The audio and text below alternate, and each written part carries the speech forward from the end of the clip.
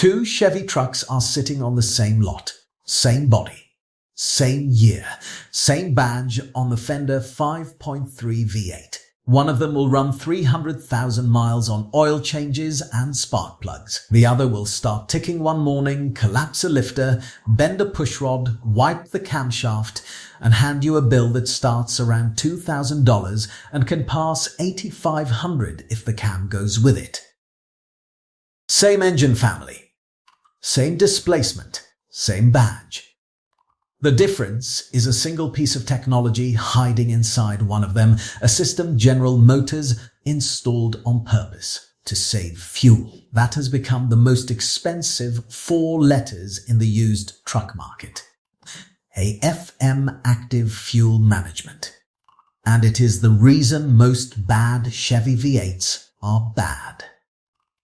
So here is what I'm going to do in the next few minutes. I'm going to show you the Chevy V8s that are genuinely worth buying used and the 3 you should walk away from.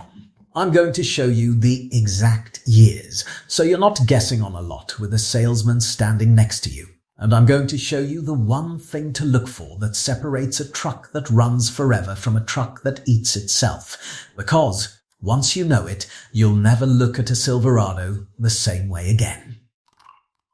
Stay with me. This is a video that can save you $8,000. First, you have to understand what AFM actually does, because the failure makes no sense until you do. Active Fuel Management, also called displacement on demand, shuts down 4 of the 8 cylinders when you're cruising to save fuel.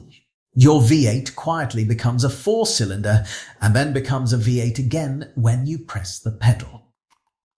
The way it does that is the problem. On 4 of the cylinders, GM fitted special collapsible valve lifters. When the computer wants a cylinder off, oil pressure collapses that lifter, so the pushrod stops opening the valve.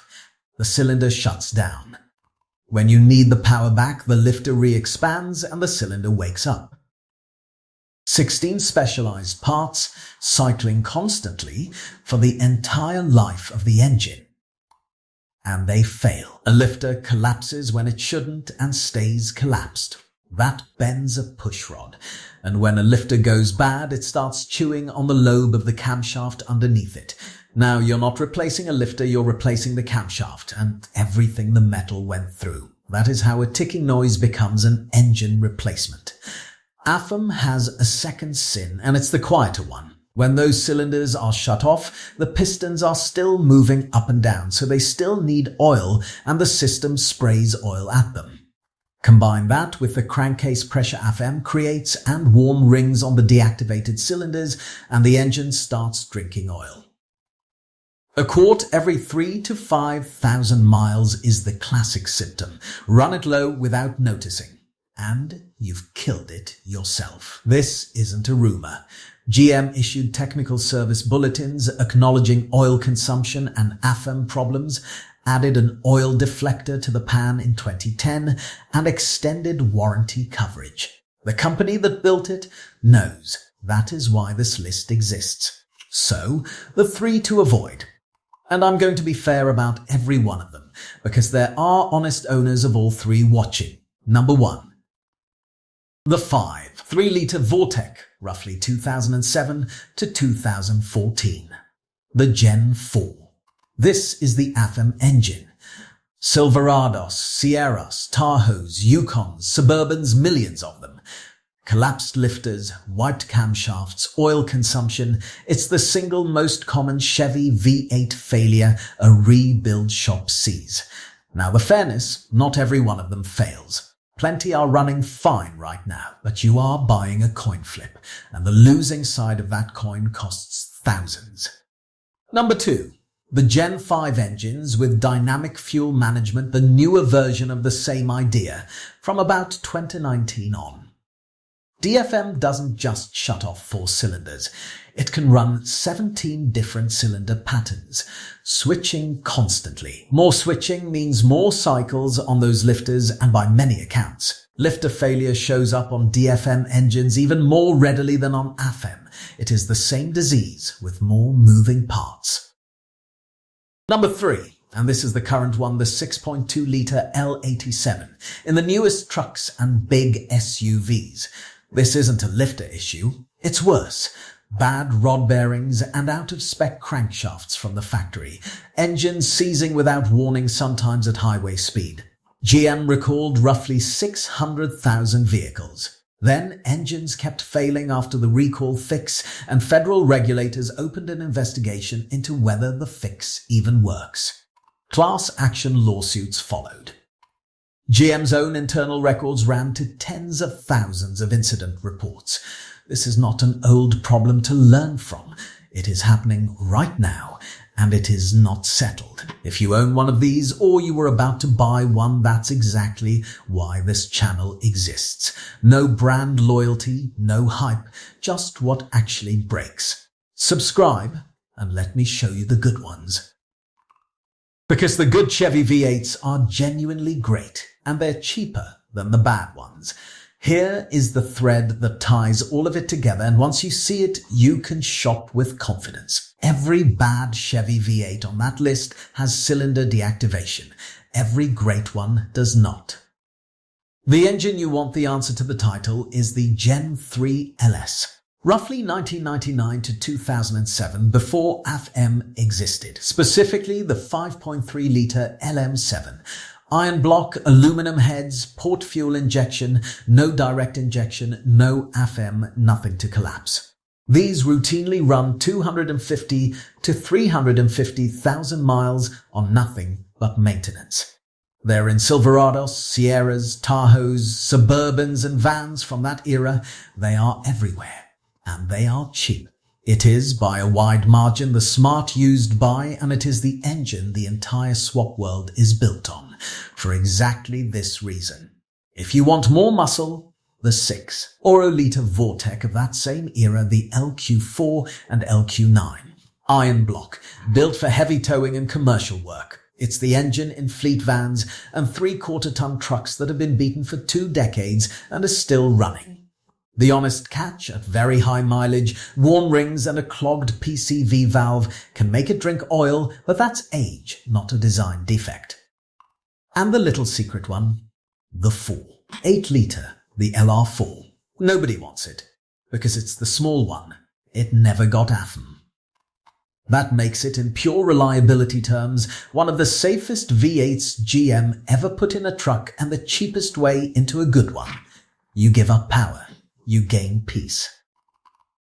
On the car side, if you're looking at a Camaro Agito or a Corvette, the LS1 and later the LS3 are the ones with the reputation. The LS3 is widely called the most reliable of the whole family. Just no 2 traps. The L99, the automatic transmission version of the LS3 in the Camaro SS, has AFM. Same disease. And the LS7, the 7-litre in the Z06, is a legend, but it has a known valve guide weakness. It is not a casual used buy. So here's how you actually use this on a lot this weekend. Don't ask what size the engine is. Ask for the engine code, the ARPO code, and look it up on your phone. LM7, LR4, LQ4, LQ9, LS1, LS3, you're in good territory. If it's a 2007 to 2014 5.3, assume AFM until proven otherwise. Then do 3 things. 1. Start it cold and listen. A tick that fades as it warms is a warning. A tick that stays is a lifter, and lifters take camshafts with them. 2. Ask the owner directly how much oil it uses between changes. If the answer is you have to top it up, that is not a quirk. That is the failure in progress. 3. Ask if AFM has been deleted and ask to see the receipt, because that is the redemption story here. A 2007 to 2014 5.3 with the documented AFM, delete non-AFM lifters, a new cam. The valley cover done properly is no longer the engine on the avoid list. It has been turned back into a Gen 3. It is a genuinely good truck and often a bargain because the market still prices it like a risk. The delete is not a modification. On these engines, it is the repair GM should have done.